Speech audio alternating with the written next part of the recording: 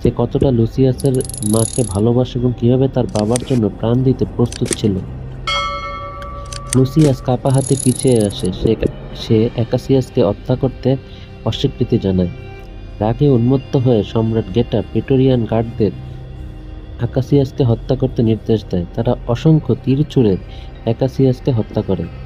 অ্যাকাসিয়াসের নিথর দেহ মাটিতে পড়তেই লুসিয়াস জনতার দিকে ফিরে ঘৃণা ভরে বলে, যদি রোম এইভাবে তার বীরদের সম্মান করে, তাহলে রোমবাসীদের এর থেকেও খারাপ পরিণতির জন্য প্রস্তুত থাকতে হবে।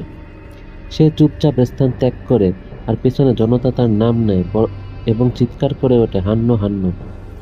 ম্যাক্রিনাস লুসিয়াসের ছেলে গিয়ে লুসিয়াসের অ্যাকাসিয়াসকে হত্যা না করার সিদ্ধান্ত নিয়ে জিজ্ঞাসাবাদ করে।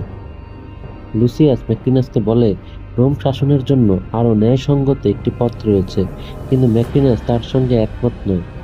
এদিকে যখন জনগণ